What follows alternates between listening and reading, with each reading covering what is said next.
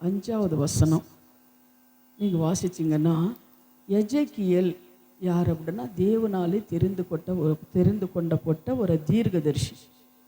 அந்த தீர்க்கதரிசியான எஜேக்கியேல் வைத்து தேவன் என்னென்ன காரியங்களை செய்திருக்கிறார் அப்படின்னு சொல்லி நம்மளுக்கு தெரியும். ஆனால் இந்த உலகத்தை உருவாக்கின தேவன், இந்த உலகத்தை சிருஷ்டித்த தேவன், இந்த உலகத்தை மனுஷனை உருவாக்கின தேவன், அவர் என்ன பண்ணுறாருன்னா பரிசுத்தவான்களான ஜனங்களை இந்த இடத்துல அவர் என்ன பண்ணார், பரிசுத்தமாக இருக்கிற ஜனங்களை தெரிந்து கொண்டு இந்த உலகத்தில் அவங்கள வைத்து என்ன பண்ணார், தேவன் பல காரியங்களை செய்து கொண்டு வந்தார். இஸ்ராவேல் ஜனங்கள் எல்லாம் எப்படி வழி நடத்தணும் என்ன அப்படின்னு சொல்லி கூட பரிசுத்தவான்களை தெரிந்து கொண்டு அவர் மூலமாக வழி நடத்தினார் அப்படின்னு சொல்லி நம்மளுக்கு தெரியும்.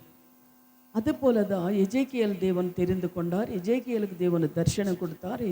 எஜேக்கியேலுக்கு தேவன் என்ன பண்ணுறாருன்னா ஒவ்வொரு காரியங்களையும் எஜேக்கியேல் புக்கு நீங்கள் படிக்கும்போது தேவன் எவ்வளவு காரியங்களை எஜேக்கியேல் மூலமாக செய்திருக்கிறார் அப்படின்னு சொல்லி படிக்கும்போது பயமாக இருக்கும்.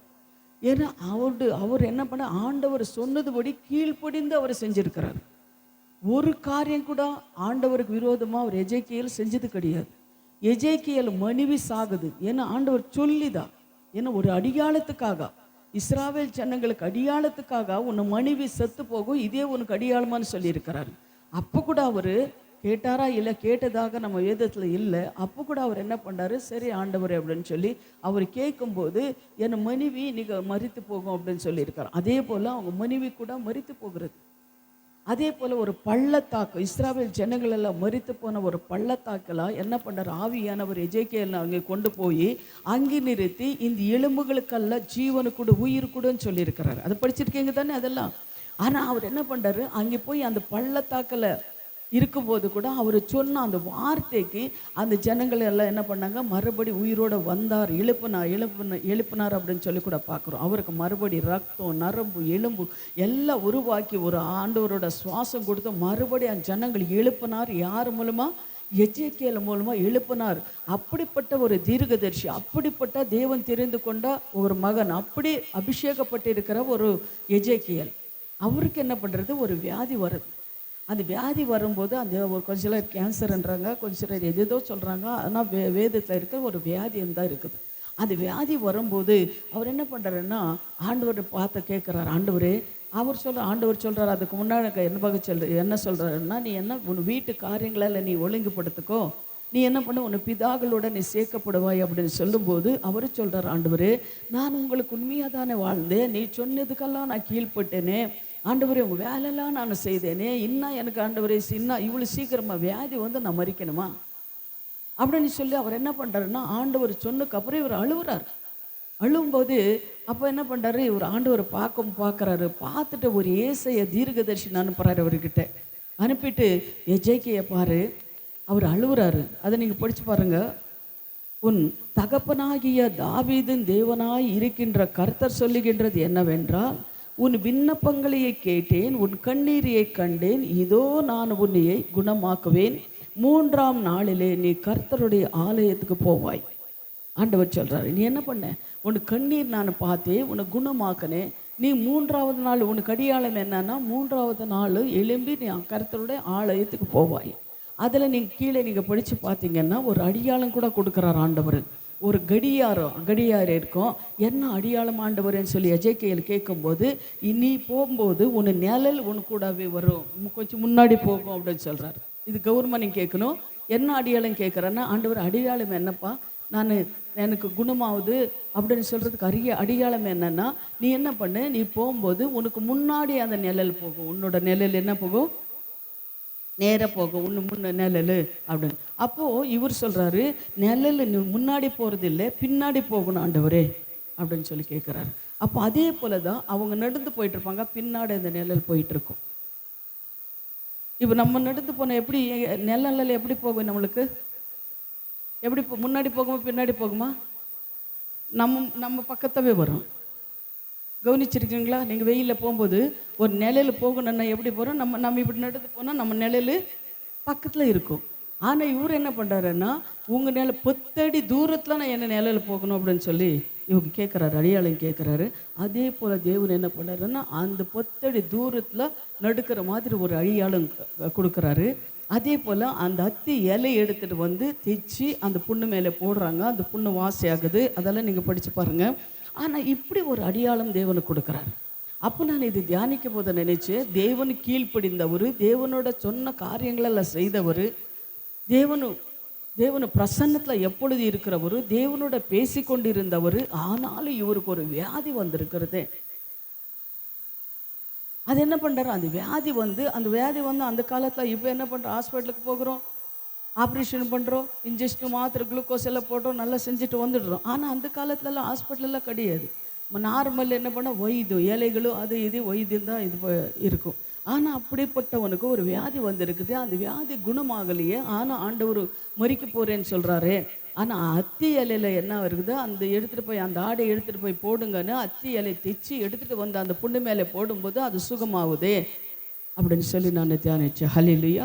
அப்படிப்பட்ட எஜேக்கியன் தேவனை தெரிந்து கொண்ட எஜேக்கியாவுக்கு அவர் என்ன பண்ணார், அவர் கண்ணீர் காண்கின்ற தேவனாக இருக்கிறார். அதே போல தான் இன்னொன்று நீங்கள் 35 ஏசாயா 38:5 நீங்கள் படித்து பாருங்கள். ஏசாயா 38:5 நீங்கள் பார்க்கும்போது அவர் சொல்லார், நீ போ எஜேக்கியாவை நோக்கி உன் தகப்பனாகிய தாவீதின் தேவனாயிருக்கின்ற கர்த்தர் சொல்லுகின்றது என்னவென்றால், உன் விண்ணப்பத்தை கேட்டேன், உன் கண்ணீரை கண்டேன், இதோ உன் நாட்களிலே 15 வருஷம் கூட்டு கொடுக்கிறேன் என்றார். அல்லேலூயா. அப்போ அவர் என்ன பண்ணார், அவர் கண்ணீர் பார்த்து அவர் எஜேக்கியா தீர்க்கதரிசி அனுப்பி அவர் என்ன பண்ணார், 15 வருஷம் அவர் நாட்கள் கூட்டி கொடுக்கிறேன்னு சொல்கிறாரு. அல்லேலூயா. அதுபோல தான் நமக்கு என்னன்னா, நம்ம தேவன் நம்ம கண்ணீர் காண்கின்ற தேவன். யார் நம்ம தேவன்? நம்ம கண்ணீர் காண்கின்ற தேவனாக அவர் இருக்கிறார். நமக்கு அந்த வியாதியிலிருந்து கண்ணீர் இருந்து விடுதலை கொடுக்கிற தேவனாக இருக்கிறார். அதே சங்கீதம் 39:12 பாருங்க. தாவீது என்ன சொல்றாரு, சங்கீதம் 39:12 நீங்க பாத்தீங்க, கர்த்தாவே என் ஜெபத்தை கேட்டு என் கூப்பிடுதலுக்கும் செவி கொடும், என் கண்ணீருக்கும் மௌனமாயிராதையும். தாவீது சொல்றாரு, என் ஜெபத்தை கேளுங்க ஆண்டவரே, என் கூப்பிடுதலுக்கு செவி கொடுங்க ஆண்டவரே, நீங்க சும்மா இராதீங்க. அதுபோல் நீயும் நான் என்ன பண்ணணும், அப்படி ஜெபிக்கணும். ஆண்டவரே என் கண்ணீர் நீங்கள் பார்க்குறீங்க, என் குடும்பத்தில் இந்த கஷ்டம், வேதனை, துக்கம், கவலை, கண்ணீர் என்ன இருக்கிறதோ ஆண்டவரோட பாதத்தில் நீங்கள் சொல்லி, ஆண்டவரே நான் நீதிமான கிடையாது, எஜேக்கியால போட நான் நீதிமான கிடையாது ஆண்டவரே, நான் கர்த்தாவே ஸ்தோத்திரம், பாவியான என்னை நீர் தெரிந்து கொண்டீர், என்னை பரிசுத்தமாக்கி இருக்கிறீர். இந்த மாதிரி கஷ்டங்கள், வியாதி, வேதனை, துக்கம், கடனும் பிரச்சனைகள் என் குடும்பத்தில் இருக்கிறதப்பா, அதிலிருந்து எனக்கு விடுதலை கொடுங்கன்னு சொல்லி தாவீதுக்கு கெஞ்சினது போல, எஜேக்கியா ஜெபிச்சது போல நம்ம என்ன பண்ணோம், தாழ்மையோட நம்ம ஜெபிக்கிறவங்களாக இருக்கணும். அல்லேலூயா. நம்ம நீங்க நினைச்சு பாருங்க, எஜேக்கியா ஒரு ராஜா, ஒரு தீர்க்கதர்சி இல்லையா, ஒரு தீர்க்கதர்சி அவர். ஆனா தேவன் அவரோட பேசி கொண்டிருந்தார், அவர் தரிசனங்களை கொடுத்து கொண்டிருந்தார். ஆனால் எவ்வளோ தாழ்மையை அவர் ஜெபம் பண்றாரு, அவர் கண்ணீர் விடுறாரு பாருங்க. அதே போல தாவீது ஒரு ராஜா, ஒரு ஆடு மேய்த்து கொண்டு இருந்தவர். ஆனா தாவீது விண்ணப்பத்தை பாருங்க, என்ன தாவீது விண்ணப்பம் நிறைய இருக்கிறது.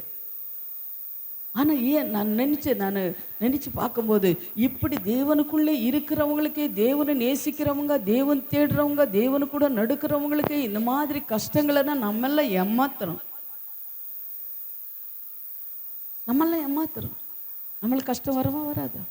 ஆனால் அவங்கள சோர்ந்து போனாங்களா? இல்லை. ஆனால் யார்கிட்ட அவங்க போனாங்க? அடுத்தவங்க கிட்டே போகல, டாக்டர் கிட்டே போகல, அவங்க வேற தெரிஞ்சவங்களுக்கு ஃப்ரெண்ட்ஸ் கிட்ட அவங்க கஷ்டத்தை சொல்லலை. யார்கிட்ட போய் சொன்னார்? தேவன பாதத்தை வந்து சொல்றாரு, ஆண்டவரே இப்படி இருக்குது என் குடும்பத்தில் அப்படின்னு சொல்லி. அது இன்னொரு வசனத்தை கூட சங்கீதம் 56:56-8 சங்கீதம் 56:8 நீங்கள் பார்க்கும்போது அதில் கூட தாவீது என்ன சொல்றாரு பாருங்க, என் அலைச்சல்களையே தேவரீர் எண்ணி இருக்கிறேன், என் கண்ணீரே உம்முடைய ருத்திரத்திலே வையும், அவைகளே உம்முடைய கணக்கிலேயே அல்லவோ எழுதியிருக்கின்றது. உன் கண்ணீர் என்ன எங்கே எழுதியிருப்பார் ஆண்டவர்? ஒரு துருத்தில வைத்து அது என்ன பண்றாரு, உன் கண்ணீர் ஒரு துருத்தில வைக்கிறார். நமக்கு விடுற கண்ணீரெல்லாம் வீணாய் போகாது. நீங்க விடுற கண்ணீர் வீணாய் போகாது. நீங்க ஜெபிக்கிற ஜெபம் வீணாய் போகாது. அதை நான் போன வாரம் வெள்ளிக்கிழமை நினைக்கிறேன், நான் சொன்னேன், என்ன நம்ம ஜெபிக்கிறது எப்படின்னா ஆவில நிரம்பி ஜெபிக்கிறவங்களாக இருக்கணும். மாம்சத்தில் ஜெபிக்கிற ஜெபம் உங்கள் முடியில தான் வந்து விழும். நீங்கள் ஆவில நீங்கள் ஜெபிக்கிறவங்களா இருக்கணும். எப்படி ஆவில நிரம்பி ஜெபிக்கணும்? அப்போ எனக்கு தெரியாது. பரிசுத்த ஆவியானவர் அபிஷேகம் இல்லையே, அபிஷேகிக்கலையேன்னு எப்படி நான் ஆவில நிரம்பி ஜெபிக்கிறது? அந்த பழக்கம் எனக்கு இல்லையே அப்படின்னு சொல்லி கூட நீங்கள் நினைக்கலாம். நீ மண்ணிகால போடும்போது இன்னொன்று நல்லா ஜெபிக்கும் போது ஒரு 10 நிமிஷம் உனக்கு போராட்டம் வரும். ஏன்னா உன் வாயில் எது வர்றது கரெக்டாக வராத ஜெபம் எல்லாம். நீ 2 பாட்டு பாடி நீ மண்ணிகால போட்டு வசனம் வாசிச்சுட்டு அந்த வசனத்தை வைத்து நீ என்ன பண்ணணும்? ஜெபிக்கணும். அந்த வசனத்தை வைத்து நீ ஜெபிக்கணும். ஆண்டவரே, பரிசுத்த ஆவியானவரே, நான் மாம்சத்தை ஜெபிக்கக்கூடாது, ஆவியில் ஜெபின்னு சொல்லி நீங்களும் சொல்லியிருக்கிறீங்க. வார்த்தை சொல்லுது, ஆவியானவர் நீர் வந்தால்தான் என் ஜெபத்தை கர்த்தாவே கேட்பீர், பதில் கொடுப்பீர் அப்படின்னு சொல்லி நீங்கள் என்ன பண்ண? கண்ணீரோட நீங்கள் ஜெபிக்கிறவங்களாக இருக்கணும். இல்லைன்னா ஆவியானவரே என்ன நீ ஆண்டவர் என்னை நெருப்புங்க அப்படின்னு சொல்லி நீ ஜெபிக்கணும். அதனால தான் சொல்கிறது அபிஷேகம் பெற்றுக்கொள்ளுங்க. அதுக்காக தான் சொல்கிறது வேதத்தை படிங்க.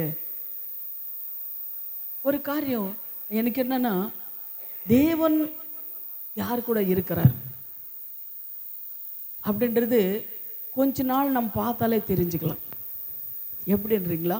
அவங்க நடிக்கை, அவங்க பேச்சு, அவங்க தேவனை தேடி வர்ற அந்த காரியங்களும் இதெல்லாம் பார்க்கும்போதே தேவன் மேலே இவங்க அன்பாக இருக்கிறாங்க, தேவன் இவங்க நேசிக்கிறாங்க. தெரியுமா? தெரியாத நம்மளுக்கு தெரியுமா? தெரியும் தானே? தேவன் இவங்க நேசிக்கிறாங்க அப்படின்னு சொல்லி நம்மளுக்கு என்ன ஆகுதுன்னா தெரிஞ்சிடும். எப்படி இருக்கிறாங்க அவங்க, எப்படி உங்க ஹிருதயம் இருக்கிறது? கொஞ்ச நாள் தெரியாது. இப்போ பழகுனா கூட கொஞ்ச நாள் தெரியாது. அவங்க பேச்சுக்கெல்லாம் நம்ம ஏமாந்துடுவோம். போய் கொஞ்ச நாள் பழக அவங்க ஹிருதயங்களெல்லாம் தேவன் நம்மளுக்கு வெளிப்படுத்திடுவார். இவங்க ஹிருதயம் இப்படி இருக்கிறது, இவங்க இப்படி இருக்கிறாங்க. அப்போ என்ன ஆகுதுன்னா, எது நமக்கு வேணுமோ அதை எடுத்துட்டு வேண்டாததெல்லாம் தள்ளி விட்டுட்டு நம்ம வேலையை நம்ம செஞ்சுட்டு போயிட்டே இருக்கணும். அதுபோல் தேவனுக்கு தெரியும் உங்கள் ஹிருதயங்களெல்லாம் எப்படி நீ தேவன் தேடுறீங்க, எப்படி தேவன் மேலே அன்பாக இருக்கிறீங்க, இல்லை பிள்ளைகளுக்கு கணவர் மேலே அன்பாக இருக்கிறீங்களா, இந்த உலக பிரகாரமான பொருள் மேலே அன்பாக இருக்கிறீங்களா, இல்லைன்னா தேவன் மேலே அன்பாக இருக்கிறீங்களா, தேவனை தேடுறீங்களா, இல்லை சபை மேலே அன்பாக இருக்கிறீங்களா, ஊழிக்காரங்களை மேலே அன்பாக இருக்கிறீங்களா? இதெல்லாம் என்ன பண்ணனா அந்த தேவனை பார்த்து கொண்டுதான் இருக்கிறார். ஹல்லேலூயா. அதனால இதை தாவீது சொல்றாரு, ஆண்டவரே என் கண்ணீர் நீர் பார்க்கிறீர் ஆண்டவரே. அப்போ தாவீது ஒரு ராஜா, அவருக்கு நேரமே இருக்காது. ஆனாலும் அவர் என்ன பண்ணாருன்னா ஆண்டவருக்கு முக்கியத்துவம் கொடுக்காம எந்த இடத்துக்கும் அவங்க போக மாட்டார். தாவீது நம்ம பார்க்குறோம், இவரை பார்க்குறோம், யாரு? தானியேலை பார்க்குறோம், ஷாதாக் மேதே காபேத்ல பார்க்குறோம், எல்லா பரிசுத்தவான்கள் எல்லாம் நம்ம பார்க்குறோம். அந்த பரிசுத்தவான்களை தேவனை தெரிந்து கொண்டவங்க அவர் என்ன பண்ண? தேவனுக்கு மட்டும்தான் முக்கியத்துவம் கொடுப்பாங்க. அதுக்கப்புறம் தான் ரெண்டாவது. அதுபோல் நம்ம என்ன பண்ணா, நீயும் நானும் தேவனுக்கு முக்கியத்துவம் கொடுக்குறவங்களாக நாம் இருக்கணும். தேவனை நடுக்க வேண்டிய ஒளிகள் ஏன்னா சரசாதம் கிடையாது. நீங்கள் நினைக்கலாம் கிறிஸ்தவ வாழ்க்கை சர்ச்சுக்கு வந்துட்டு வாரத்தில் வந்த ஒரு நாள் வந்துட்டு 2 பாட்டு பாடிட்டு ஜெபம் பண்ணிட்டு அந்த வசனங்களை கேட்டுட்டு போயிட்டு தான் கிறிஸ்துவ வாழ்க்கை, இதெல்லாம் நம்மளுக்கு எல்லாம் ஆசீர்வாதம் வந்துடும் அப்படின்னு சொல்லி நினைக்கிறீங்க. இல்லை, கிறிஸ்துவ வாழ்க்கைன்றது சும்மா கிடையாது.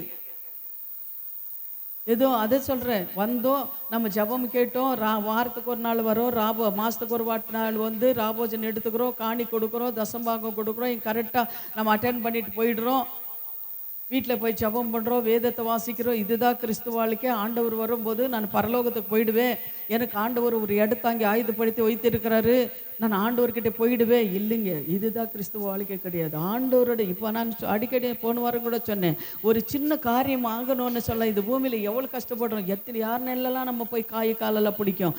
ஆனால் ஆண்டவரோட வருகைக்கு நம்ம ஆயுதமாக இருக்கணும்னா எவ்வளோ காரியங்கள் நம்மளுக்கு இருக்கிறது தெரியுமா? எப்படியெல்லாம் நம்ம நடக்கணும் தெரியுமா? அதெல்லாம் நம்ம புரிஞ்சுக்கணும். ஹல்லேலூயா. அதெல்லாம் இது உலகத்தை வெறுத்துடுங்க நான் சொல்லலை. ஆனால் என்ன ஆகுதுன்னா, இப்போ பாருங்கள் பரிசுத்தவான்களில் எப்படி இந்த உலகத்தில் செய்ய வேண்டிய காரியங்களும் செய்தார், தேவனுக்கு செய்ய வேண்டிய காரியங்கள் எல்லாம் செய்தார். அதுபோல தான் நம்ம என்ன பண்ணணும்னா தேவனுக்கு செய்ய வேண்டிய காரியங்கள் நம்ம செய்கிறவங்களாக நம்ம இருக்கணும். ஹல்லேலூயா. பாருங்கள் சங்கீதம் 65:2 நீங்கள் பாருங்கள். சங்கீதம் 65:2 நீங்கள் பார்க்கும்போது, ஜபத்தை கேட்கிறவரே மாம்சமான யாவரும் இடத்துல வருவார்கள். அவர் என்ன பண்ணாரு? அவருக்கு பேர் என்ன? ஜபத்தை கேட்கிறவர். ஜபத்தை கேட்கிற தேவன் நம்ம தேவன். மாம்சமான யாவரும் அவரிடத்துல வருவார்கள் அப்படின்னா அவர் பேரே ஜபத்தை கேட்கிறவர். நம்ம ஜெபிக்கிற ஜபத்தை அவர் கேட்டு பதில் கொடுக்கிறார். அப்போ நம்ம ஜபம் எப்படி இருக்கணும்னா பரிசுத்தமாக இருக்கணும். நம்ம ஜபம் ஆவில நிரம்பி ஜெபிக்கிறவங்களாக நம்ம இருக்கணும். அந்த ஆவியில் நம்ம ஜெபிந்து நெரும்பி ஜெபிக்கணும்னா நம்ம ஃபஸ்ட்டு மணிக்கால போடணும். எந்த ஒரு டிஸ்டர்பன்ஸ் இருக்கக்கூடாது. ஃபோன் சுவிட்ச் ஆஃப் பண்ணணும்.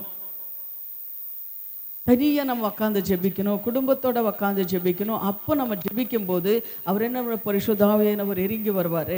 நீ அவரை கூப்பிடும்போது கொஞ்சம் ஒரு 10 நிமிஷம் போராட்டம் இருக்கும். ஆண்டவரே நீங்கள் வராத ஜெபம் வேண்டாம், நீ வராத பாட்டு வேண்டாம், நீ வராத துதி வேண்டாம் அப்படின்னு சொல்லி இப்படியெல்லாம் நம்ம கேட்கணும். ஆண்டவர்கிட்ட கெஞ்சணும், மன்றாடணும். தேவனே உங்களுக்கு விரோதமான காரியங்கள், பரிசுத்தாவினுக்கு விரோதமான காரியங்கள் ஏதாவது இருந்துச்சுன்னா என்னை மன்னித்து ஆண்டவரே நீங்கள் வரணும். இப்போ நீங்கள் காலையில் வந்தீங்கன்னா இங்கே நான் ஆண்டவர்கிட்ட மன்றாடுவேன். தேவனே நீங்கள் வராமல் நாங்கள் இங்கே ஆண்டவரை பாட முடியாது, ஜெபிக்க முடியாது, நிற்க முடியாது, வார்த்தைகளை சொல்ல முடியாது, அந்த வார்த்தைகளை அவங்க உள்ளத்தை போய் கிரியை செய்ய முடியாது.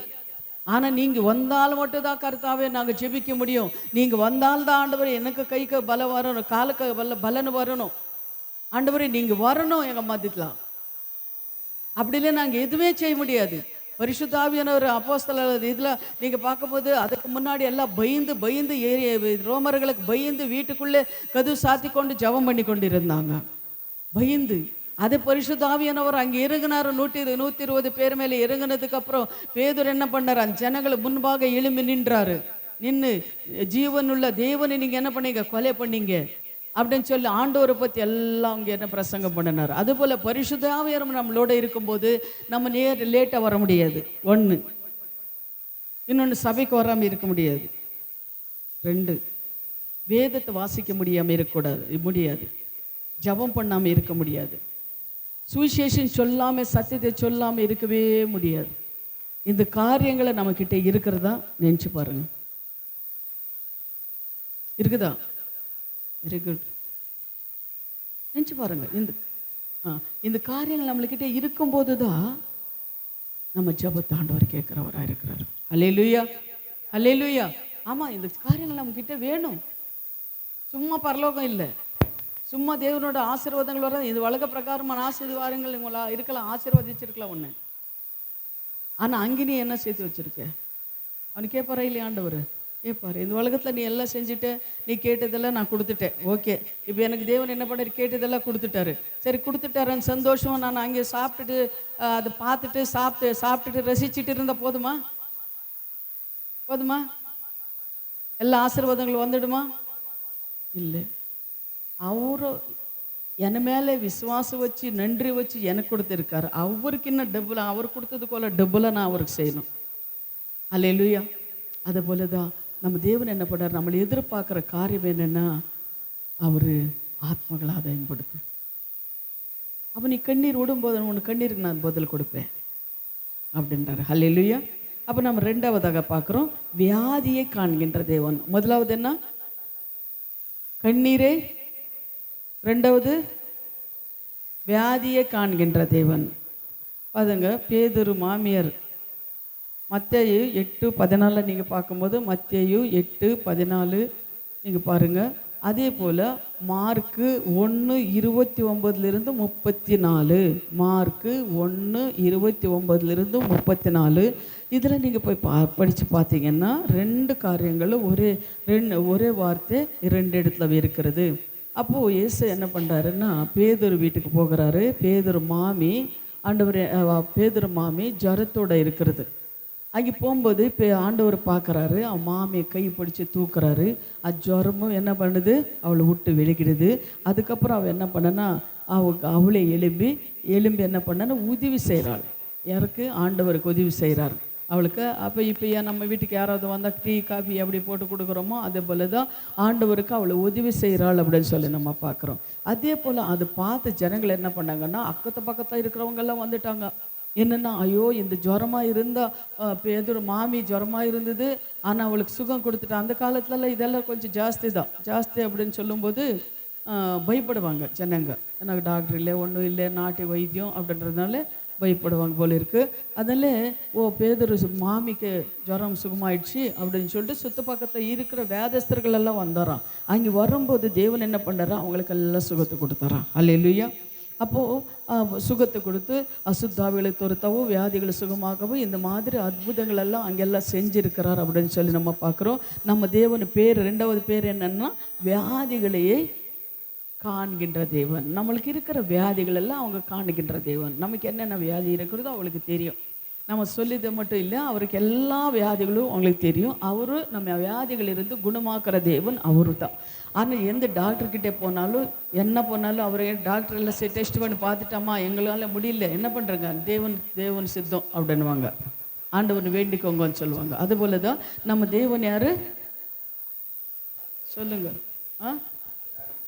வியாதிகளே காண்கின்ற தேவன், நமக்கு வியாதிகளை காண்கின்ற தேவன். அவர் பாதத்தில் வரும்போது நம்மளுக்கு வியாதிகளுக்கு சுகம் கொடுக்குற தேவனாக அவர் இருக்கிறார். அந்த நோய்கள் எல்லாம் என்ன பண்ணுறாரு, இயேசு கொண்டு வந்தார்கள். நோயாளிகள் எல்லாம் கொண்டு வந்தார், பிசாசு பிடித்தவங்களெல்லாம் கொண்டு வந்தார், பலவீனமாக இருக்கிறவங்களெல்லாம் கொண்டு வந்தார். ஆனால் தேவன் விடுதலை கொடுத்தார். நீங்கள் பார்த்தீங்கன்னா 34 நீங்கள் படிக்கணும், 29 34 வரை நீங்கள் படித்து பார்க்கும்போது வியாதிகளை சுகமாக்குறாரு, பலவீனங்களை நீக்கிறாரு. இந்த மாதிரி நம்ம தேவன் வியாதிகளை நீக்க தேவன். மூன்றாவது நாம் பலவீனத்தை காண்கின்ற தேவன். என்ன தேவனு நம்ம தேவனு? நம்ம பலவீனங்கள் தெரியுமா தெரியாதா?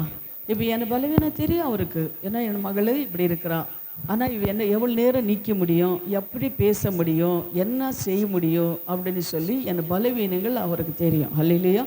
நம் பலவீனத்தில் பலப்படுத்துகிறவர் தான் அவர். உன்னை பலவீனத்தில் நான் பலப்படுத்த நேற்று 8 மணிக்கு விட்டவா, ராத்திரி 7:30 மணி வரை தேவன் என்ன பண்ணியிருக்காரு, என்ன பலப்படுத்தாரு. இருக்க முடியுமா? முடியாது. ஆனால் தேவன் நம்மளோட இருக்கிறனால அவர் என்ன பண்ணாரு, என் பலவீனங்கள் எல்லாம் பார்த்து நான் என்னை பலப்படுத்தினவர். ரொம்ப மழை இதுவரை இருக்கிறது, தண்ணி இருக்கிறது, ஆனாலும் நான் பயந்தேன். சொன்னேன், ஆண்டவரே கார் நின்றுச்சுன்னு என்ன பண்ணுறது, எல்லா ஜனங்க இல்லைங்க, ஏன்னா அந்த தண்ணிக்கு பயந்து எல்லாம் போயிட்டுருக்குறாங்க. ஆனால் இந்த காரை மட்டும் வந்துட்டுருக்கு. தேவனே நீங்கள் தப்பா அப்படின்னு சொல்லிட்டு ஜபம் பண்ணிகிட்டே வந்து தேவன் எந்த ஒரு ஆபத்து இல்லாமல் தேவன் நல்லா பாதுகாப்பு கொண்டு வந்தார் அப்படின்னு சொல்லி நம்ம பார்க்குறோம். ஹல்லேலூயா. அதே போல் நம்ம பலவீனங்கள் அவர் நீக்கிற தேவனாக இருக்கிறார் அப்படின்னு சொல்லி நம்ம பார்க்குறோம். அதே லூக்கா 13வது அதிகாரம் 11, 12 நீங்கள் வாசித்து பாருங்கள். லூக்கா 13, 11, 12 நீங்கள் பாருங்கள். அப்பொழுது 18 வருஷமாய் பலவீனப்படுத்தும் ஆவியின் நிமித்தம் ஆவியில் நிமிர்கூடாதபடி ஒரு கூனியாக இருந்தாள் அப்படின்னு சொல்லி நம்ம பார்க்குறோம். ஸ்ரீ எப்படி இருந்துச்சுன்னா பலவீனப்படுத்தி இருந்த அந்த ஆவினாலே அவள் என்ன பண்ண, குனிந்தே நடந்து கொண்டு இருந்தாளாம். பாருங்க, கொஞ்ச நேரம் நம்ம குனிஞ்சிட்டு எங்கே நடக்க முடியுமா? கொஞ்ச நேரம் கூட நம்மளால் குடிஞ்சிட்டு இருக்க முடியாது. சூரியனே அந்த ஸ்ரீ பார்த்துருக்க மாட்ட சொல்லணும்னா 18 வருஷமா அவளை குனிஞ்சிட்டே இருப்பான். ஆனால் எங்கெங்கே இதுமெல்லாம் செஞ்சுருப்பான். ஆனால் அவளை வாழ்க்கையில் வெறுத்துட்டு இருப்பான். ஐயோ, இந்த வாழ்க்கை இவ்வளோதானோ, நான் இப்படி தானோ, இனிமேல் நம்மளுக்கு வாழ்க்கை வேண்டாம் அப்படின்னு கூட வெறுத்திருக்கலாம் இல்லைங்களா? ஆனால் அப்படி பிசாசு கட்டி வைத்திருக்க அந்த பலவீனமான அந்த ஸ்ரீ என்ன பண்ணார், ஆண்டவர் என்ன பண்ணுறாருன்னா, அவள் நீங்கள் பார்த்தீங்கன்னா அதே மத்தேயு 9:32, 33 படிச்சுனையும் பாருங்கள். அது கூட அது பலவீனம் படுத்தினா அந்த ஆவி தேவன் என்ன பண்ணார், ஸ்ரீயே உன் பலவீனத்தில் என்று விடுதலை ஆக்கப்பட்டாய் அப்படின்னு சொல்லி ஆண்டவர் சொல்கிறார். அந்த ஸ்ரீக்கு என்ன பண்ணுறாரு, பலவீனத்திலிருந்து விடுதலை கொடுத்தார். அது என்னென்னா, அப்ரஹாம் மகளான அவளை பிசாசானவன் கட்டி வைத்திருக்கிறார் அப்படின்னு சொல்லி ஆண்டவர் அந்த பலவீனத்திலிருந்து விடுதலை கொடுத்தா நல்ல நிமிர்ந்து நடந்தாள் அப்படின்னு சொல்லி நம்ம பார்க்குறோம். அந்நிமிர்ந்து நடக்கும்போது அவளுக்கு எவ்வளோ ஒரு சமாதானம் வந்திருக்கு நினச்சி பாருங்க. இப்போ நம்மளுக்கு ரொம்ப நாளாக இருக்கிற வியாதி சுகமாயிடுச்சுன்னு என்ன ஆகுது, எவ்வளோ சந்தோஷம் வரும். அதே போல் குனிஞ்சு சூரியனையே பார்க்க முடியாமல் இருந்த அந்த ஸ்ரீ 18 வருஷமாக குனிஞ்சு நடந்து கொண்டிருந்த அவளுக்கு நிமிர்ந்து நடக்கணும் அப்படின்னு சொன்னால் எவ்வளோ ஒரு சமாதானம் சந்தோஷம் தேவனு கொடுத்துருக்கிறார் பாருங்க. ஹல்லேலூயா. அதே போல் மத்தேயு 9:32, 33 நீங்கள் பார்க்கும்போது அப்போ என்ன பண்ணுறேன்னா, பிசாசு பிடித்திருந்த ஊமையாக இருந்த ஒருத்தனை ஆண்டவர் சுகம் கொடுத்தார் அப்படின்னு சொல்லி நம்ம பார்க்குறோம். அதே போல் நீங்கள் பார்க்க மார்க் 9:25 நீங்கள் பாருங்கள். மார்க் 9:25 நீங்கள் பார்க்கும்போது, அப்போல் ஜனக்கூட்டமாய் ஓடி வருகிறதே இயேசு கண்டு அந்த அசுத்தாவியை நோக்கி, ஊமையும் செவிட்டுமான ஆவியே அவனை விட்டு போ, இனி அவனுக்குள்ளே போகாதே அப்படின்னு சொல்லி கட்டளையிடுகிறார். ஹல்லேலூயா. அப்போ நம்ம என்ன பண்ணுறோம், அந்த ஊமையும் வாய் பேசாம காது கேட்காம இருக்கிற அந்த மகனுக்கு பிசாசு பிடிச்சிருக்குது. அதெல்லாம் பிடிக்குமா? வாய் பேசாமல் இருப்பாங்களா? பிசாசு பிடிச்ச வாய் பேசாமல் இருப்பாங்களா? காது கேட்காம இருப்பாங்களா? அதெல்லாம் நமக்கு விசுவாசம் இருக்கிறதா? அப்படி யாராவது இருக்காங்களா அப்படின்னு சொல்ல இருக்கிறாங்க. இப்போ கொஞ்ச சிலருக்கு பார்த்தீங்கன்னா வாய் பேச முடியாது, காது கேட்க முடியாது. நிறைய கிராமத்தில் நான் பார்த்துருக்குறேன். சின்ன வயசில் வாய் பேச முடியாது, காது கேட்க முடியாது. செய்களை தான் இப்படி நம்ம பார்க்கணும். அவங்களுக்கு முன்னாடி என்ன வருது, பின்னாடி என்ன வருதுன்னு கூட தெரியாது. அப்படி இருப்பாங்க அவங்க. ஆனால் அது என்னன்னா ஒரு ஆவி, ஒரு அசுத்தாவி அவங்களை கட்டி வைத்திருக்குது. பேச முடியாமல், ஜெபிக்க முடியாமல், அவர் என்ன பண்ண காது கேட்க முடியாமல் கட்டி வச்சிருக்குது. யாருன்னா பிசாசு. அப்படிப்பட்ட ஒரு பிசாசின் ஆண்டவர் என்ன பண்ணுறாருன்னா கட்டளையிடுகிறார், அது ஓடி போகுது. ஹல்லேலூயா. அந்த அதிகாரம் தேவன் நம்மளுக்கு கொடுத்திருக்கிறார். தேவன் சொல்றாரு, என் பின் பெற்றவன் நான் செய்கிற கிரியைகளோட அதிகமான கிரியைகளை செய்வான் என்று சொல்லியிருக்கிறார். சரியா? அந்த அதிகாரம் தேவன் நம்மளுக்கு கொடுத்திருக்கிறார். அந்த அசுத்தாவிகள் எல்லாம் துரத்துற அதிகாரம், வியாதிகளை சுகமாக்குற அதிகாரம், மரித்தவங்களை எழுப்புறது, குஷ்டரோகிகளை சுஸ்தமாக்குறது, இதெல்லாம் பார்த்தீங்கன்னா தேவன் நம்மளுக்கு அந்த அதிகாரம் கொடுத்திருக்காரு. அதே போல இந்த ஊழிக்காரங்களை இப்போ பரிசுத்தவான்களை இப்போ நிறைய பேர் என்ன பண்றாங்களா செஞ்சிட்டு இருக்கிறாங்க.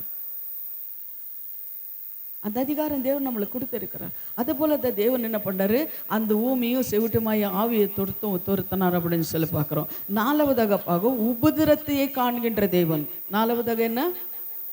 உபதிரத்தையே காண்கின்ற, நம் உபதிரங்களெல்லாம் அவர் காணுகின்ற தேவனாக இருக்கிறார். நம் பட்ட பாடுகளெல்லாம் அவர் காணுகிற தேவனாக இருக்கிறார். நமக்கு என்னென்ன காரியங்கள் இருக்கிறது அதெல்லாம் அவருக்கு தெரியும். அல்லேலூயா. அவர் நம்மளை காண்கின்ற தேவன். அது ஏதோ ஒரு பாட்டு இருக்கு இல்லையா, என்னை காண்கிறார், கண்ணீர் தொடுக்கிறார், நீ அழவேண்டா அதிசயம் செய்திடுவார். என்னை காண்கிறார், என் கண்ணீர் தொடுக்கிறார், நீ அழவேண்டா அதிசயம் செய்திடுவார். ஆமாம், நம்ம என்ன பண்ண, நம்ம கண்ணீர் காணுகிற தேவனாக இருக்கிறார். அதே போல் எகிப்து தேசத்தில் யாத்ராகம் 3:7 நீங்கள் பார்க்கும்போது, யாத்ராகமும் 3:7 நீங்கள் பார்க்கும்போது அவர் என்ன பண்ணுறாரு, எகிப்து தேசத்தில் ஜனங்கள் எல்லாம் அழுகுறாங்க. என்ன? அப்பொழுது கர்த்தர், எகிப்திலே இருக்கின்ற என் ஜனத்தை உபதிரத்தையே நான் பார்க்கவே பார்த்து ஆளோடு இருக்க நிமித்தமும் பார்த்து ஆலோட்டிகளை நிமித்தமும் அவர்களை இடுகிற கூக்குரலை கேட்டு அவர் படுகிற வேதனைகளையே அறிந்திருக்கிறேன். ஹல்லேலூயா. பாருங்க, தேவன் என்ன பண்ணாரா, நம்ம இது படுகிற பாடுகளெல்லாம் அவர் பார்க்குறாங்க. எகிப்து தேசத்தில் ஜனங்கள், இஸ்ரவேல் ஜனங்கள் என்ன பண்ணாங்கன்னா பார்வழிக்கிட்டே ரொம்ப பாடுகளை பட்டாங்க, உபத்திரங்களை பட்டாங்க. ஏன் அப்படின்னு சொல்லி யாராவது சொல்ல முடியுமா?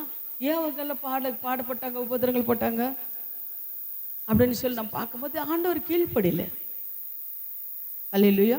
ஆண்டவர் கீழ்ப்படியாததுனால அவங்க என்ன பண்ணாங்கன்னா அந்த பார்வனுக்கிட்டே போய் அவங்க சொல்றதெல்லாம் கேட்டுட்டு அவங்களுக்கு கீழ்ப்படிந்து இருந்தார்கள். அப்போ ஆனால் கூக்குரல் விட்டு கொண்டிருந்தார், கண்ணீர் விட்டு கொண்டிருந்தார். ஒரு நாள் சமாதானம் இல்லை, சந்தோஷம் இல்லை, எப்போ பார்த்தாலும் வேலை, எப்போ பார்த்தாலும் கண்ணீர் அடி, இந்த மாதிரி இருந்தனால ஆண்டவர் பார்த்தார், அவர் கண்ணீர் பார்த்தாரு. பார்த்து அவங்களை விடுவித்தார் அப்படின்னு நீங்கள் சொல்லி பார்க்கும்போது, அப்ரஹாமுக்கு அவர் என்ன பண்ணுறாருன்னா வாக்கு கொடுக்குறார், சொல்கிறார், உன் சந்ததி என்ன பண்ணுறேன்னு ஆசீர்வதிக்கிறேன்றாரு. இன்னொன்று அப்ரஹாமுக்கு சொல்கிறாரு, ஒன்று பிள்ளைங்க என்ன பண்ணுறாங்க, 40 வருஷம் எகிப்து தேசத்தில் 400 வருஷம் எகிப்து தேசத்தில் அடிமைகளாக இருப்பார்கள். ஆனாலும் மறுபடியும் நான் கொண்டு வந்து பாலும் தேனும் ஓடுகிற தேசத்தில் அவங்களை நான் கொண்டு போய் விடுகிறேன்னு சொல்கிறார். அதனால் ஆண்டவர் என்ன பண்ணுறாரு, மோசேன் தெரிந்து கொண்டார். மோசேன் தெரிந்து கொண்டு என்ன பண்ணுறாரு, எகிப்து தேசத்தில் அந்த ஜனங்கள், இஸ்ரவேல் ஜனங்களை படுற அந்த பாடுகள் எல்லாம் பார்த்து அவங்களை விடுவிக்கிறதுக்காக அவர் என்ன பண்ணுறாரு, எகிப்து தேசத்துக்கு மோசேன்னு என்ன பண்ணார், தெரிந்து கொண்டு அங்கே என்ன பண்ணார். அல்லேலூயா. அப்போ நீயும் நான் பாடப்படும்போது ஏதாவது ஒரு கஷ்டம் வரும்போது யார மூலமாவது நம்மள்கிட்ட என்ன பண்ணுவார் தேவனை, யாருனாவது அனுப்புவார். அல்லேலூயா. யாருனாவது அனுப்புவார். நம்ம பாடப்படும் ஒரு நாள் பார்த்தீங்கன்னா தனியாக தான் படுத்துட்டு இருக்கிறேன், லூஸ் மோஷன், எழு முடியல, சாப்பிட முடியல, அப்படியே தலை சுற்றுது, வீட்டில் யாரும் இல்லை. ஆண்டவரே நான் என்னப்பா செய்யுறது, எங்கே நான் போகிறது, கிச்சனில் போய் என் பாத்ரூம் கிச்சனில் போய் தண்ணி எடுத்து குடிக்கிறது கூட என்னால் முடியல. சரி, அப்போது அந்த சாரான்ற வருது இந்த அந்த அம்மாவா அடுப்பில் இது வச்சுட்ருக்கேன், குழம்பு வச்சுட்ருக்கேன், சாப்பாடு என்னம்மா வச்சுட்ருக்கேன், தீஞ்சு போயிருக்கு, பகையெல்லாம் வீடெல்லாம் வருது, எலும்பி போய் ஆப்ரேஷன் இது ஆஃப் பண்ண முடியல. அப்போ அந்த சாரா வந்துச்சு. சாரா வந்து தொட்டுது தொட்டுது தொட்டுது, எழு போய் கது திறக்க கூட முடியல. மெதுவாக எழுப போய் கது திறந்து பார்த்தா வீடெல்லாம் பகை. அப்போ அது வந்து அப்படியே என்ன பண்ணிச்சு, கொஞ்சம் மோரு அது இது கொடுத்து கொஞ்சம் அப்படியே படுத்தேன். அப்போ என்ன பண்ண, நம்ம வேதனை காணுகின்ற தேவன் நம்ம தேவன், நம்ம கண்ணீர் காணுகிற தேவன் நம்ம தேவன், நமக்கு விடுதலை கொடுக்குற தேவன். அந்த நேரத்தில் யாருனாவது கொண்டு வந்துடுவார். அதே போல் இந்த எகிப்து ஜனங்களை கஷ்டப்படும் போது, எகிப்து தேசத்தில் இஸ்ரவேல் ஜனங்களை கஷ்டப்படும் போது மோசேன்னு தெரிந்து கொண்டு மோசே என்ன பண்ணார், கூட்டிகிட்டு வந்தார் அப்படின்னு சொல்லி நம்ம பார்க்குறோம். ஹல்லேலூயா. அதே போல் பாருங்கள், அதே நெகேமியா கூட அதில் தான் இருக்குது. நெகேமியா 9:9 நீங்கள் கூட பார்க்கும்போது கூட அதில் கூட அப்படி தான் இருக்குது பாருங்கள். எகிப்திலே எங்கள் பிதாக்கள் அனுபவித்த சிறுமையை நீர் கண்டு சிவந்த சமுத்திரத்தை அவர்களுக்கு சிவந்த சமுத்திரத்தால் அவர்களே சிவந்த சமுத்திரத்தை அவர் என்ன ரெண்டா பழுகி இஸ்ராவேல் ஜனங்கள் என்ன பண்ணுறார், அவர் வழி நடத்தினார் அப்படின்னு சொல்லி நம்ம பார்க்குறோம். அதுபோல் தேவன் நம்ம கூக்குரலை கேட்குறவராக இருக்கிறார். 5வதாக சொல்லி நான் முடிச்சிடுறேன். 5வதாக வியாகுலத்தை காண்கின்ற தேவன். வியாகுலத்தை காண்கின்ற தேவன் நம்ம தேவன். வியாகுலம் அப்படின்னு சொன்ன கன்னடத்தில் என்னம்மா அந்த வசனம் படி, சங்கீதம் 27:17 படிங்க. கன்னடலாம் தமிழில் ஒருத்தர் படிங்க. வியாகுலம் அப்படின்னு சொன்னால் புலம்பலாம், நம்ம புலம்புறதா. வியாகுலம் அப்படின்னு சொன்னால் வியாகுலத்தை பார்க்கிற தேவனாக இருக்கிறார். அது தாவீது சொல்கிறார் பாருங்க, என் இருதயத்தின் வியாகுகளை பெருகி இருக்கின்றது. 25:17 சங்கீதம் 25:17 வியாகுலங்கள் பெருகி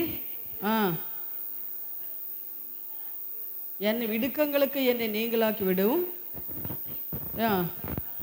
என் துன்பத்தையும் வருத்தத்தையும் பார்த்து என் பாவங்கள் எல்லாம் மன்னித்தருளும் அப்படின்னு. அதே போல் சங்கீதம் 13:2 நீங்கள் பாருங்கள், என் இருதயத்திலே சஞ்சலத்தை நித்தியம் நித்தியம் வைத்து எதுவரைக்கும் என் ஆத்மாவிலே ஆலோசனை பண்ணி கொண்டு இருப்பேன், எதுவரைக்கும் என் சத்ரு என் மேலே தன்னையை உயர்த்துவான். அல்லேலூயா. எத்தனை நாள் ஆண்டவரே நான் சஞ்சலத்தை படுக்கிறேன், ஆண்டவரே நித்தியம் நித்தியம் வைக்கிறேன் அப்படின்னு சொல்லி அவர் என்னென்ன பண்ண, வியாகுலத்தை நம்ம கஷ்டத்தை அவரை பார்க்குற தேவனாக இருக்கிறார். ஹல்லேலூயா. ஒவ்வொரு நாளும் நம்ம கஷ்டம், நம்ம கண்ணீரும், நம்ம வியாகுலமாக அவர் பார்த்து கொண்டே இருக்கிற தேவனாக இருக்கிறார். அதிலிருந்து நம்மளை விடுதலை கொடுக்குறவராக இருக்கிறார். கடைசியில் நீங்கள் பார்த்தீங்கன்னா அது சங்கீதம் 73:26 சங்கீதம் 73:26 நீங்கள் பார்க்கும்போது, என் மாம்சமும் என் இருதயமும் மண்டு போகின்றது, தேவனே என்றென்றுக்கும் என் இருதயம் கண்மலையும் என்னை பங்குமாயிருக்கின்றது. ஹல்லேலூயா. அதனால தாவீது சொல்கிறாரு. நீங்கள் பார்த்தீங்கன்னா யோபு 3வது அதிகாரத்தை நீங்கள் பார்க்கும்போது யோபு 3வது அதிகாரத்தை நீங்கள் பாருங்கள், எவ்வளோ வேதனைப்படுகிறார் பாருங்கள், எவ்வளோ கஷ்டம் அவங்களுக்கு வருது பாருங்கள். ஆனால் பிள்ளைகளை மறித்து போகிறாங்க, வியாதிகள் வருது, ஆஸ்தி அந்தஸ்துகள் எல்லாமே போயிடுது.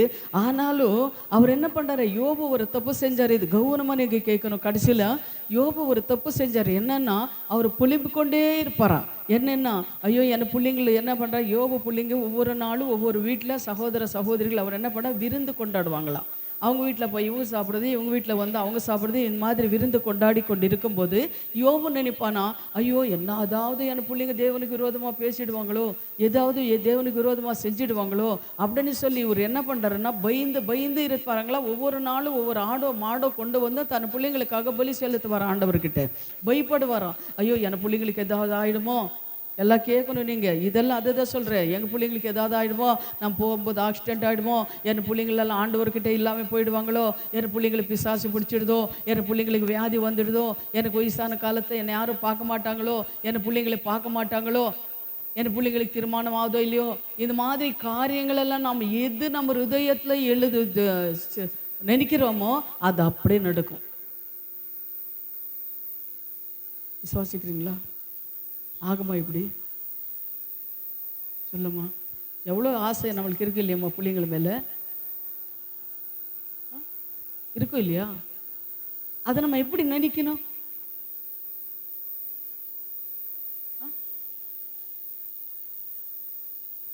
பாருங்கள், அதுதான் சொல்கிறேன். நீ அதில் படித்து பாருங்கள். 3:5 நீங்கள் பார்த்த யோபு 3:5 நீங்கள் பாருங்கள். நான் பயந்த காரியம் எனக்கு நேரிட்டது, நான் அஞ்சினது எனக்கு அப்படியே நடந்தது. 26 பாரு. எனக்கு சுகமும் இல்லை, இளைப்பாறுதலும் இல்லை, அமைதியும் இல்லை, எனக்கு தத்தளிப்பே நேரிட்டது. அல்லேலூயா. அவர் என்ன சொல்றாரு? அவர் என்ன நினைச்சாரோ அதன்படி நடந்தது. நீ நானும் என்ன நினைக்கிறோமோ அதன்படி நடக்கும். நாம் என்ன நினைக்கணும்? நல்லதே நினைக்கணும். நான் இன்னும் 100 வருஷம் நான் உயிரோட இருப்பேன். நான் ஆயிரக்கணக்கான மக்கள் தேவனோட சந்நிதியில் கொண்டு போய் சேர்ப்பேன். ஆயிரக்கான ஜனங்களுக்கு நான் ஞானஸ்தானம் கொடுப்பேன். ஆயிரக்கான ஜனங்களுக்கு நான் உதவி செய்வேன். இது மாதிரி என்ன பண்ணணும்னு நம்ம நினைக்கணும். என் பிள்ளைங்க நல்லா இருப்பாங்க, என் பிள்ளைங்களை கர்த்தர் பாதத்தில் வருவாங்க, என் பிள்ளைங்களை என்ன பண்ண தேவனு பரலோகத்துக்கு கொண்டு போவார், என் பிள்ளைங்களை தேவன் ஆசீர்வதிப்பார், என் பிள்ளைங்களை ஊழியம் செய்வாங்க. எப்படி இதெல்லாம் இது நடிக்கிறது? நினைக்கணும். அதுதான் ஆக்ஞை உங்களுக்கு ஆண்டவர் கொடுத்துருக்கிறது. வெளியில் உங்கள் புருஷனோ பிள்ளைங்கள போகிறாங்களா, நல்லா கொண்டு வருவார் தேவன். என் தேவன் என் பிள்ளைங்களை சொத்துல வெளிப்படுவார், என் கணவர் சொத்து தேவன் வெளிப்படுவார், அவன் கையின் பிரயாசத்தை ஆசீர்வதிப்பார். நான் அநேக ஜனங்களுக்கு கடனை கொடுப்பேன், நான் கடன் வாங்காதிருப்பேன். என் தேவன் சொல்லியிருக்காரா? நான் ஊழியம் செய்வேன், நான் அநேக ஜனங்களை சத்தியத்தை சொல்லுவேன். இது உங்களுக்கு ட்ரீமாக இருக்கணும். இப்படி அதுதான் யோபு சொல்றாரு. நான் பயந்தேன், என் பிள்ளைங்க என்ன ஆயிடுவாங்களோன்னு. அதே பண்ண நடந்ததா? பயப்படலாமா சொல்லுங்க. பயப்படக்கூடாது சொல்லுங்க. ஒருத்தர் பார்த்து பயப்படக்கூடாது. எதுக்கு நீ பயப்படாத. என்ன நடந்தாலும் தேவனுக்கு ஸ்தோத்திரம். என் குடும்பம் நல்லா இருக்கும், என் பிள்ளைங்க நல்லா இருப்பாங்க, நான் ஆண்டவருக்காக எழுப்பி பிரகாசிப்பேன். எனக்கு தேவன் ஒரு வீடு கூட கொடுப்பாரு, எனக்கு வண்டி வேணுமா கொடுப்பாரு, எல்லாமே என் தேவன் ஆசீர்வதிப்பாரு. அல்லேலூயா, அல்லேலூயா. இந்த மாதிரி நம்ம என்ன யோபு சொல்றாரு? நான் நினைச்சதுபடியே நடந்தது. நம்ம எல்லாமே நல்லதுதான் நடிக்கணும். அல்லேலூயா. யோபு 7:11 வாசிங்க. யோபு 7:11 கடைசியில் முடிச்சிடலாம். யோபு 7:11 கொஞ்சம் பாருங்க, சொல்லுங்க எல்லாரும். ஆகையால் நான் என் வாய் அடிக்காமல் நான் என் ஆவியின் வேதனையினால் பேசி என் ஆத்மாவே கசப்பினாலே அங்கலாய்ப்பேன். நம்ம என்ன பண்ணணும்? எது கொஞ்சம் எல்லாரும் பண்ணுவாங்க, எது பேசுகிறோம் எது பேசணும் கூடாதுன்னே கூட தெரியாது, எல்லாம் பேசுவாங்க. இல்லை, அது சொல்றாரு யோபு சொல்றாரு பாரு. ஆகையால் நான் வாயை அடுக்காமலும். நம்ம என்ன பண்ணணும்? வாய் அடிக்கணும். ஐயா, வாய்க்கெல்லாம் அடுக்காம இருக்கிறவங்களுக்கெல்லாம் கம்மை போடணும். டேப் இப்படி போட்டு இப்படி போடணும். நல்ல கம்மை எடுத்து ஒட்டிட்டு பேசவே கூடாது. ஜக்கரி என்ன பண்ணார தெரியுமா? ஜக்கரியாவுக்கு என்ன பண்ணார? ஜக்கரியாவுக்கு ஆண்டவர் மேலே டவுட் போட்டார். ஜக்கரியா என்ன பண்ணாரு? எனக்கு இந்த வயசுல எனக்கு குழந்தை பிறக்குமா? முடியெல்லாம் நெரிச்சு போச்சு. இந்த வயசுல எனக்கு குழந்தை பிறக்குமா? இது நடுக்குமா? நான் வயசோட இருக்கும்போது எவ்வளோ நான் கேட்டேன், எத்தனோ வருஷம் நான் ஜெபம் பண்ணேன், எவ்வளோ விண்ணப்பம் நான் பண்ணேன். ஆனால் வயசான காலத்தில் இப்போ குழந்தை பிறக்கும் நீங்க சொல்றீங்க அப்படின்னு சொல்லி அவருக்கு என்ன பண்ணாரு? அவிசுவாசம் வந்தது. என்ன பண்ணார் ஆண்டவர்? என்ன பண்ணாரு? வாய் கட்டிட்டாரு. அதுபோலதான் பேசுறவங்களுக்கு என்ன பண்ணணும்? கட்டணும், வாய் பிளாஸ்டர் போட்டுடணும். அல்லேலூயா, அல்லேலூயா. அதுபோல நம்ம தேவனுக்கு விரோதமான காரியங்களை பேசக்கூடாது. நம்ம குடும்பத்தில் பிள்ளைங்களுக்கு விரோதமான காரியங்களை பேசக்கூடாது. நம்ம பிள்ளைங்களை சபிக்கக்கூடாது, நம்ம கணவரை சபிக்கக்கூடாது. நம்ம நல்லதே பேசணும், நல்லதே நினைக்கணும், நல்லதே விசுவாசிக்கணும், நல்லதே செய்யணும். அப்படி இருக்கும்போது கர்த்தர் என்ன பண்ணுறாருன்னா, உன் ஆபத்து காலத்தில் என்னை நோக்கி கூப்பிடு. சொல்லுங்க எல்லாரும். நான் உனக்கு வந்து விடுதலை தருவேன். ஹல்லேலூயா. நெருக்கத்தில் என்ன நோக்கி கூப்பிடு, நான் உனக்கு என்ன பண்றேன், விடுதலை கொடுக்குறேன். இது மாதிரி தேவன் நம்மளுக்கு வாக்குத்தத்தம் கொடுத்துருக்கிறார். நம்ம எந்த ஒரு காரியத்துக்கும் அவிசுவாசமா நம்ம இருக்கவே கூடாது. என் பிள்ளை நல்லா இருப்பா, என் பிள்ளைங்க நல்லா இருப்பாங்க, அவங்க தேவனோட ராஜ்யத்துக்கு ஆயுதமா இருப்பாங்க. இப்போ என்னமோ அவனை வயசுல அப்படி இருக்கிறான், அவளுக்கு வயசு அப்படி இருக்கிறான், பிசாசு கிரே செஞ்சுட்டு இருக்குது. ஆனால் அவனுக்கு நான் ஜெபிப்பேன், என் தேவன் ஒரு நாள் கைவிட மாட்டார். இதுதான் நம்ம நினைக்கணும், இதுதான் நம்ம யோசிக்கணும். ஹல்லேலூயா. சரி, இன்னொரு காரியம் என்னன்னா, வீட்டுக்கு போய் இந்த வாரத்தில் இந்த பிரசங்கத்தை எடுத்து யார் பார்க்குறீங்க? உண்மை சொல்லணும், தேவன் பார்க்குறாரு. இப்போ இவ்வளோ நேரம் வாட்ஸ்அப்பில் வைக்கிறது பார்க்குறீங்க. இது வசனம்லாம் எடுத்து பார்த்து அதை எடுத்து பிடிக்கிறீங்களா?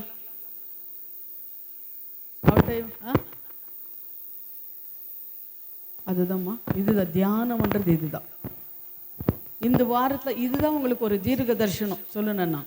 இந்த வார்த்தை தேவன் என்ன சொல்லியிருக்கிறாரு, இந்த வார்த்தையின்படி நம்மளுக்கு எஜேக்கியலுக்கு விடுதலை கொடுத்தது போல நம்மளுக்கு விடுதலை கொடுக்குறாரு.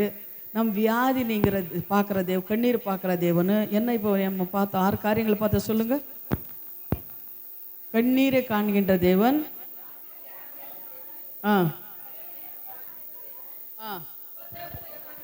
உபதிரவத்தை பார்க்கிற தேவன், பலவீனத்தை வியாகுலத்தை காண்கின்ற தேவன். அப்புறம் அவ்வளோதானா? சரி, 5 பார்த்தோம் இல்லையா? சரி, இது யார் கண்ணீர் பார்த்தார ஆண்டவர்? அப்போ அந்த எஜேக்கியேல் கண்ணீர் பார்த்த தேவன் நம்ம கண்ணீர் பார்க்குறாரா இல்லையா? தியானம்ன்றது இதுதான். அப்போ எஜேக்கியேல் தேவனுக்கு உண்மையாக தானே இருந்தார். அவர் தேவன் கீழ்ப்படி தானே இருந்தார். அவருக்கு வேறு வியாதி வந்தது. அந்த டைமில், கஷ்ட டைமில் யாருன்னு அனுப்புகிறாரு? அந்த கஷ்ட டைமில் யாருன்னு அனுப்புகிறாரு எஜேக்கியேல் கிட்ட? சொல்லுங்க சொல்லுங்க, கரெக்ட் சொல்லுங்க. ஏசாயாவை அனுப்புனாரு. அப்போ நம்ம கஷ்டத்தில் இருக்கும்போது யாருன்னு அனுப்புவார்? யாருனாவது அனுப்புவார். அல்லேலூயா. தூதர் மூலமாகவும் அனுப்புறாரு, யாருனாவது. இதுதான் தியானம். சரிங்களா? சரி, 2வது என்ன பார்த்தோம்? வியாகுல காண்கின்ற தேவன். அப்போ யார் வியாகுலத்தில் இருந்தாங்க? வியாதியை காண்கின்ற தேவன். யார் வியாதியோட இருந்தாரு? நிறைய பேர் இருக்கிறாங்க வியாதியோட. அவங்களெல்லாம் தேவன் என்ன பண்ண, கொஞ்சம் தான் சொல்லியிருக்கிறேன். வேதத்தை பார்க்கும்போது நிறைய வியாதியோட இருக்கிறாங்க, நிறைய வியாதிகள் எல்லாம் சுகமாக இருக்கிறது. ஆனால் அப்போ வியாதி பார்க்குற தேவன் நம்ம வியாதி பார்க்குறாரா இல்லையா? யார் யாருக்கு பார்த்தாரு? யார் யாருக்கு குணம் கிடைச்சது? இதெல்லாம் நம்ம என்ன பண்ணணும்? இதுதான் தியானம்.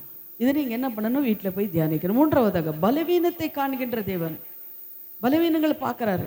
இப்போ யாரும் ஆண்டவருக்கு சொன்னார், ஆண்டவர் யாருக்கும் சொன்னார், ஏதோ ஒரு வியாதியோ கொஞ்சம் காரியங்கள் இருக்குது அவங்க குடும்பத்தில், யாருக்கும் சொல்லக்கூடாது, யாருக்காவது சொன்னால் கேவலமாக நினைப்பாங்க, எப்படி இந்த காரியங்களெல்லாம் வெளியில் சொல்கிறதுன்னு கூட ஒரு சகோதரி யோசனை பண்ணிட்டு இருக்கிறீங்க.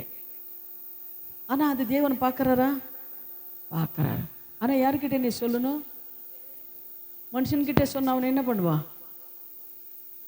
தேவன்கிட்ட சொல்லும்போது அவர் என்ன பண்ண, பார்த்து உனக்கு விடுதலை கொடுக்குற தேவனாக இருக்கிறார். அல்லேலூயா. அதுபோல தான் நம்ம தேவன் இந்த மாதிரி வியாதி, கண்ணீரு, இதன் மாதிரி கஷ்டங்கள் எல்லாம் பார்க்குற தேவன். நம்ம தேவன் குருடு கிடையாது, நம்ம தேவன் ஊமை கிடையாது, நம்ம தேவன் கண்ணில்லாதவர் கிடையாது, நம்ம தேவன் காதில்லாதது கிடையாது, நம்ம தேவன் மரம் கிடையாது, நம்ம தேவன் கல்லு கிடையாது, நம்ம தேவன் ஜீவனுள்ள தேவன். விசுவாசிக்கிறீங்களா? ஆமாம். நம்ம தேவன் யாரு? மறுபடி வரப்போகிறார், மறுபடி வரப்போகிறார். நம்ம தேவனுக்கு, நம் தேவன் ஜீவனுள்ளவர், மறுபடி வரப்போகிறார். அப்படிப்பட்ட புள்ளிங்களான நீங்களும் நான் என்ன பண்ணணும்? நம்ம வாயின் வார்த்தைகள் எப்படி இருக்கணுமா? ஆசீர்வாதமாக, பரிசுத்தமாக இருக்கணும், ஆசீர்வாதமாக இருக்கணும். நம்ம அப்படி இப்படி நம்ம என்ன பண்ணக்கூடாது? பேசிவிடும். அந்த கோபத்தில் நம்ம பேசிடுறோம். எதோ பேசிடுறோம்.